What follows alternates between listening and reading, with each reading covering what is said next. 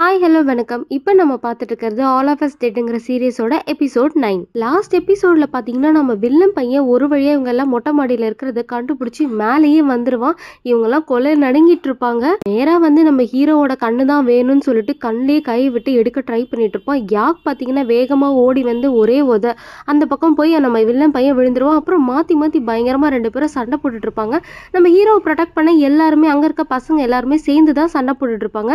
அப்போ அதுக்கு பார்த்தீங்கன்னா நம்ம வில்லன், நான் முன்ன மாதிரி இல்லை, இப்போ நான் ரொம்ப ரொம்ப மோசமானவன், உங்களை விட நான் ரொம்ப பவர்ஃபுல்லானவன் அப்படின்னு சொல்லிட்டு இருக்கான். அது மட்டும் இல்லை, இவங்களால இவன் ஒருத்தனை சமாளிக்கிறதுக்கு இவங்க எல்லாரும் சேர்ந்து கஷ்டப்பட வேண்டியதாக இருக்குது. அப்புறம் நம்ம வில்லன் பார்த்தீங்கன்னா, உங்களுக்குலாம் உயிர் மேலே ஆசை இருந்துச்சுன்னா இங்கேருந்து ஓடிடுங்க, எனக்கு அவனோட கண்ணு மட்டும்தான் வேணும் அப்படின்ற மாதிரி நின்றுட்டு இருக்கான். ஆனாலும் அவன் ஃப்ரெண்ட்ஸ் அவனை விட்டுட்டு போல, எல்லாருமே பக்கத்துலேயே தான் இருக்காங்க. ஓ, அப்போ நீங்கள் யாரும் நான் சொல்கிறது கேட்க மாட்டீங்க அப்படின்ற மாதிரி நம்மளோட வில்லன் பார்வை இருக்குது. என்னதான் இவங்க எல்லாருமே சேர்ந்து ஃபைட் பண்ணாலும் அவன் அகைன் நம்ம ஹீரோவோட கண்ணை வேணுன்ற மாதிரி கிட்ட போயிட்டு இருப்பான். யாக்கோ ஒரு பெரிய கட்டை எடுத்து அடிப்பான். ஆனாலும் அவனுக்கு எதுவுமே ஆகல. கீழே சாய்வான். பட் ஆனால் விழக்கூட மாட்டான். அகைன் பேக்லேருந்து எந்திரிச்சு நிற்பான். இவனுக்கு இருக்க பவரே இப்போ வேற லெவலாக இருக்குது. நம்ம கிளாஸ் லீடர் பார்த்தீங்கன்னா கொஞ்சம் கொஞ்சமாக அப்படியே ஜாம்பியாக மாற ஆரம்பிச்சுட்டு இருப்பா. இவன் வந்து ஃபைட் பண்ணாதான் உண்டுன்ற மாதிரி கொஞ்ச நேரத்தில் இவங்க எல்லாரும் மட்டையாயிடுவாங்க. அவள் வந்து தான் ஃபைட் பண்ண ஆரம்பிப்பா வில்லன் கூட. அப்புறம் நம்ம கிளாஸ் லீடரும் வில்லனும் சண்டை போட்டுட்டே இருப்பாங்க. ஒரு கட்டத்தில் பார்த்தீங்கன்னா அவன் முடியை பிடிச்சி இழுக்க ஆரம்பிச்சிருவான். நீயும் என்ன மாதிரி தான், பேசாமல் இவனுங்களெல்லாம் விட்டுட்டு என் கூடயே வந்துரு அப்படின்ற மாதிரி கூப்பிடுறான். பட் ஆனால் நம்ம கிளாஸ் லீடர் விட்டுட்டுலாம் போக மாட்டா இல்லையா.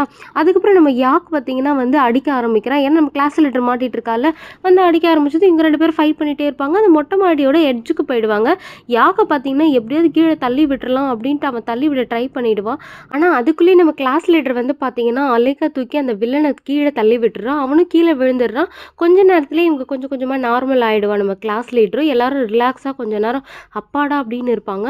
கீழே விழுந்த நம்ம வில்லனை தான் காமிக்கிறாங்க. இவனுக்கு சாவுன்றதே கிடையாது போல. மறுபடியும் எந்திரிச்சு வரான். உடஞ்ச எலும்பெல்லாம் சரி பண்ணிட்டு இருக்கான். நம்ம வில்லனுக்கு சாவுங்கிறதே இல்லை போல. அப்படியே நம்ம மிலிட்ரி கேம்பை தான் காமிக்கிறாங்க. எல்லாருக்கும் ஃபுட்டு கொடுத்துட்டு இருக்காங்க. இங்கேருந்து போனா இல்லையா ஒரு பயங்கர செல்ஃபிஷான பையன் அங்கே வந்து ஃபுட்டு வாங்கிட்டு இருப்பாங்க. அதுக்கப்புறம் வந்து ஆரம்பத்திலேயே ஒரு சோல்ஜர் வந்து ஜாம்பியாக மாறி இருப்பார். அவரை வந்து வச்சு ஆராய்ச்சி பண்ணலான்னு தூக்கிட்டு வந்திருப்பாங்க. அவரை வச்சு ஆராய்ச்சியும் பண்ணிட்டு இருப்பாங்க. இப்போ நம்ம ஆஃபீஸர் கிட்ட ஒரு சோல்ஜர் வந்து சொல்கிறாரு, இந்த மாதிரி ஒரு போலீஸ் ஆஃபீஸரை நாங்கள் கூட்டிகிட்டு வந்தோம். அவரே இந்த வைரஸ் பற்றின இன்ஃபர்மேஷன்லாம் ஒரு ஸ்கூலில் இருக்க லேபில் இருக்க லேப்டாப்குள்ளே இருக்குது அப்படின்ற மாதிரி சொல்லிட்டு இருக்காரு. அதுக்கப்புறம் நம்ம ஆஃபீஸரும் பார்த்தீங்கன்னா அப்படின்னா உடனே ஒரு டீம் ஃபார்ம் பண்ணி அது என்னன்னு பாருங்க அப்படின்னு சொல்கிறாங்க. இந்த பக்கம் அந்த கேம்பில் அந்த பையன் ஃபுட்டு வாங்கியிருப்பான் இல்லையா, அப்போ வந்து அவனோட ஃப்ரெண்டு அந்த சூசைட் பண்ணிக்க போயிருப்பா இல்லையா, அந்த பொண்ணு வந்துடுறான். அப்புறம் ரெண்டு பேரும் மீட் பண்ணி பேசிக்கிறாங்க. ஆமாம், நீயும் வந்துட்டியா அப்படின்ற மாதிரி கேட்டுட்டு இருக்கா. நீ தான் வந்து என்னை பற்றிலாம் கவலைப்படாமல் என்னை விட்டுட்டியா அப்படின்ற மாதிரி அவள் சொல்லிட்டு இருப்பா. சரி விடு, சும்மா தான் சொன்னேன், எனக்கு இப்போ ரொம்ப பசிக்குது அப்படின்னு அவள் சொல்வா. உடனே அவன் கையில் இருக்க ஃபுட்டை கொடுப்பான். இல்லை எனக்கு இந்த ஃபுட்டெல்லாம் வேணும், நீயே எனக்கு ஃபுட்டாக வேணும் அப்படின்ற மாதிரி சொல்லுவாள். இவனுக்கு பயம் அதிகமாக இருக்கா. ஆல்ரெடி இவன் பார்க்குறதுலே தெரியுது அவள் வந்து ஒரு வைடாக ஃபீல் பண்ணிட்டு இருக்கா அப்படின்ற மாதிரி. அப்புறம் நம்ம பசங்களை தான் காமிக்கிறாங்க. எல்லாரும் நெருப்பு முட்டி சுற்றி உட்காந்துட்டு பேசிகிட்டு இருக்காங்க. இவனை என்ன தான் பண்ணுறது, இவன் மனுஷனாகவும் இல்லை, மனுஷனாக இருந்தால் நம்ம எல்லாரும் சேர்ந்து ஃபைட் பண்ணலாம், இல்லை ஜோம்பியாக இருந்தால் அவனை ஏதாவது பண்ணிடலாம். இவன் ரெண்டுமே சேர்ந்து இருக்கானே, இவனை ஒன்றுமே பண்ண முடியலையே, நம்ம என்னதான் அட்டாக் பண்ணாலும் திரும்ப திரும்ப வந்துக்கிட்டே இருக்கான், இவனை என்னதான் சொல்லி சமாளிக்கிறதுன்னு தெரியலையேன்னு பேசிகிட்டு இருப்பான். அதுக்கு அப்புறம் பார்த்தீங்கன்னா அங்கே இருக்க ஒரு பொண்ணு கேட்பா கிளாஸ் லீடர்கிட்ட, சரி உனக்கு எதாவது தெரியுமா சொல்லு அப்படின்ற மாதிரி கேட்பா. எனக்கு இதை பற்றி எந்த ஐடியாவும் கிடையாது, ஆனால் நானே இப்போ தான் என் லைஃப்பில் வந்து கொஞ்சம் மாறி இருக்கேன். ஃப்ரெண்ட்ஸ்லாம் இல்லாமல் இருந்தேன், ஃபுல்லாக படிப்புன்னு பேரண்ட்ஸ்க்காகவே நான் வந்து என் வாழ்க்கையை வாழ்ந்துட்டு இருந்தேன். ஆனால் உங்கள் கூடலாம் இப்போ பழகும்போது தான் தெரியுது நான் எந்த மாதிரி லைஃப்பை மிஸ் பண்ணியிருக்கேன்னு. இதுக்கப்புறம் நான் வந்து இதே மாதிரி தான் இருப்பேன், அவங்க எல்லாரும் கூட சகஜமாக பழகுவேன், இதே மாதிரி தான் மெயின்டைன் பண்ணுவேன்னு நம்ம கிளாஸ் லீடர் மனசில் இருக்கிறதெல்லாம் கொட்டிகிட்டு இருப்பா. அப்புறம் ஏதோ சத்தம் கேட்குது. என்னன்னு பார்த்தா ஹெலிகாப்டர் தான். ஏன்னா நம்ம ஆஃபீஸர் வந்து அங்கே ஒரு ஹெலிகாப்டர் அனுப்ப சொல்லியிருப்பா இல்லையா, அவங்க ஃபோக்கஸ் பண்ணி கரெக்டாக இந்த மொட்டை மாடியிலேயே வந்திருப்பாங்க. கீழே எல்லாரும் வந்ததுமே பார்த்தீங்கன்னா நம்ம பசங்களுக்குலாம் ஒரே குஷி, நாங்கள் இங்கே தான் இருக்கோம்னு கத்திட்டு இருப்பாங்க. அவங்க கீழே வந்து இறங்குனதுமே பார்த்தீங்கன்னா கண்ணை காமிச்சு ஃபஸ்ட்டு எல்லாரும் படுங்க அப்படின்ற மாதிரி படுக்க சொல்கிறாங்க. படுத்ததுக்கப்புறம் எல்லாரோட டெம்பரேச்சரும் செக் பண்ணுறாங்க. இவங்க நார்மலாக இருக்காங்களா இல்லை சேஞ்ச் ஆயிருக்காங்களா அப்படின்னு செக் பண்ணிட்டு இருக்காங்க. அதுக்கப்புறம் வந்து பார்த்தீங்கன்னா எல்லாரும் இங்கே வெயிட் பண்ணுங்கள், நாங்கள் எங்களுக்கு ஒரு டாஸ்க் இருக்குது, நாங்கள் அது முடிக்கிற வரைக்கும் நீங்கள் அமைதியாக இருக்கணும் அப்படின்ற மாதிரி சொல்லிட்டு இருக்காங்க. அப்புறம் நம்ம ஆர்மி டீம் ஜன்னல் வழியாக லேப் எங்கே இருக்குன்னு கண்டுபிடிச்சி உள்ளே போய் இருக்கிற எல்லா ஜாம்பிஸும் சரமறையாக சுட்டு தள்ளிட்டு இருப்பாங்க. இந்த சத்தத்தை கேட்டுட்டு எல்லா ஜாம்பிஸும் வேற ஒரு பக்கம் ஓடிட்டு இருக்கும்.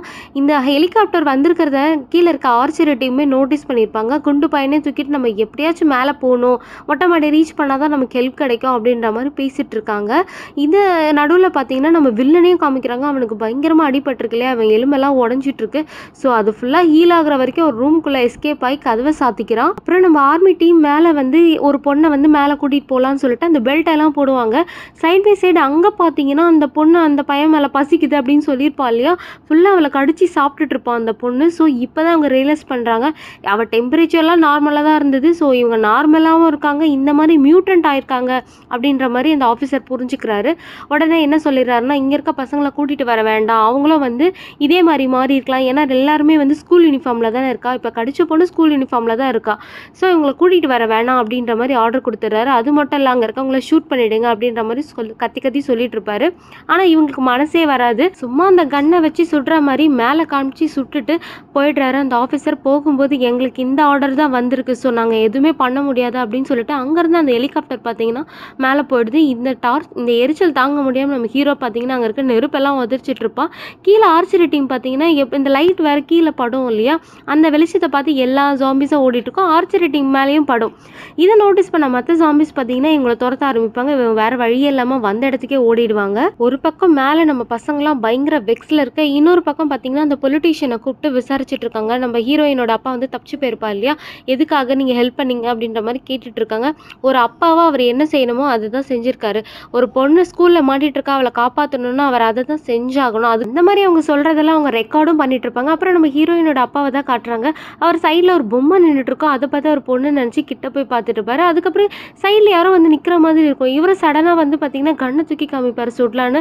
ஆனால் அது ஜாம்பி இல்லை, ஒரு மனுஷன் தான். சார் உங்களுக்கு ஹெல்ப் தேவைப்படுது, என் ஒய்ஃப் வந்து இந்த மாதிரி காருக்குள்ளே இருக்காங்க, எங்கள் கார் ஆக்சிடென்ட் ஆகிடுச்சு, எப்படியாவது எங்களுக்கு ஹெல்ப் பண்ணுங்க சார் அப்படின்ற மாதிரி கேட்டுட்டு இருக்காரு. போய் பார்த்தா அவங்களுக்கு வந்து கால் வேற நல்லா மாட்டிகிட்டு இருக்கும்.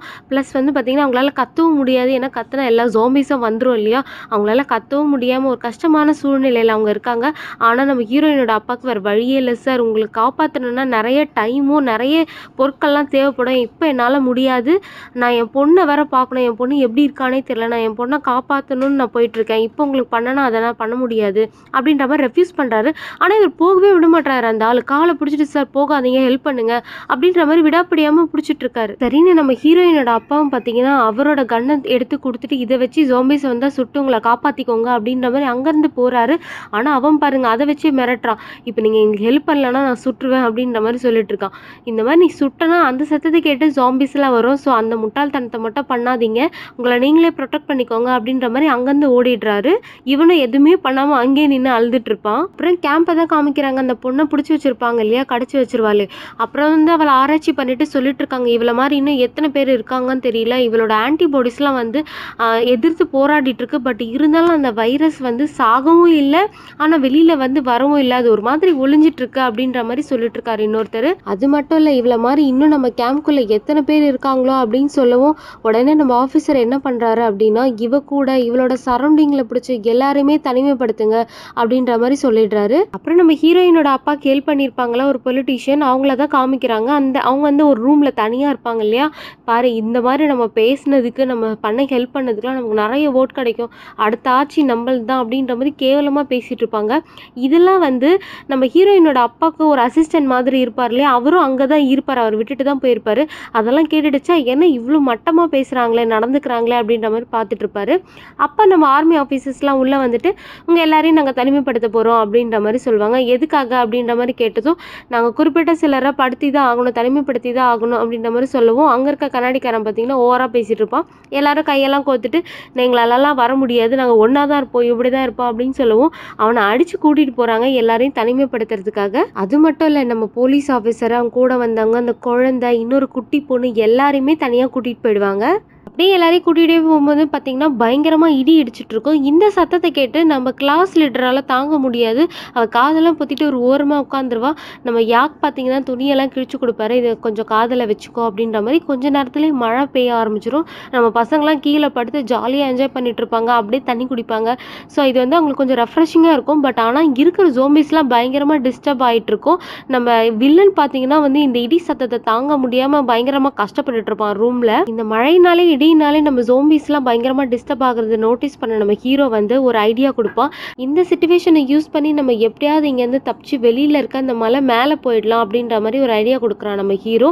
நம்ம ஹீரோயினை பார்த்தீங்கன்னா கரெக்டு தான், இப்போ நம்ம போனால் தான் உண்டு, நம்ம மலை மேலே போயிட்டோம்னா சிட்டியில் எந்த இடம் சேஃபாக இருக்குன்னு நம்ம பார்த்து அங்கே போயிடலாம் அப்படின்ற மாதிரி அவளும் ஓகே சொல்கிறா. பட் ஆனால் பிங்க் ஸ்வெட்டர் பட்ட பொண்ணு பார்த்தீங்கன்னா வேண்டாம் வேண்டாம் எனக்கு இந்த ஐடியா பிடிக்கல, நம்ம இங்கேயே இருக்கலாம், நம்மளை யாராவது காப்பாற்ற வருவாங்க, வெளியில் போனீங்கன்னா நம்ம ஜாம்பிஸ்லாம் நம்ம திருப்பி கடி வாங்க வேண்டியது இருக்கும் அப்படின்ற மாதிரி பயந்துட்டே சொல்கிறா.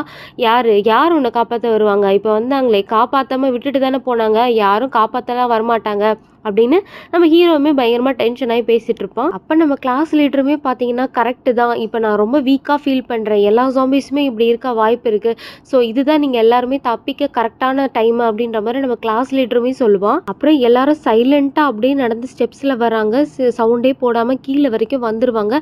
இதே பிளானை தான் நம்ம ஆர்ச்சரி பொண்ணு அந்த கூட இருக்க பொண்ணும் போட்டிருப்பாங்க. நம்மளும் வந்து இப்போ வந்து எல்லா ஜோம்பிஸாக டிஸ்டர்ப் ஆகிருக்கு, நம்மளும் அந்த மலைக்கு போயிடலாம் அப்படின்ற மாதிரி அவங்களும் பிளான் பண்ணியிருப்பாங்க.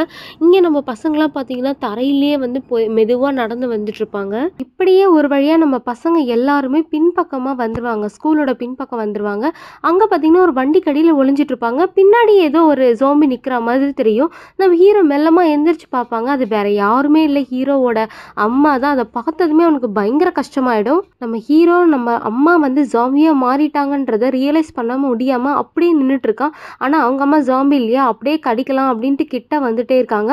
அவனும் ஷாக்கிங்கில் அப்படியே நின்றுட்டு இருக்கான். ஸோ இப்படியே இந்த எபிசோட இங்கேயே முடிச்சிடுறாங்க. நான் உங்களை அடுத்த எபிசோட்ல மீட் பண்ணுறேன். இன்னும் நம்ம சேனலுக்கு யாரெல்லாம் சப்ஸ்கிரைப் பண்ணலையோ மறக்காமல் சப்ஸ்கிரைப் பண்ணிக்கோங்க. அப்புறம் இந்த வீடியோவை லைக் பண்ணிடுங்க. தேங்க்யூ, பாய் பாய்.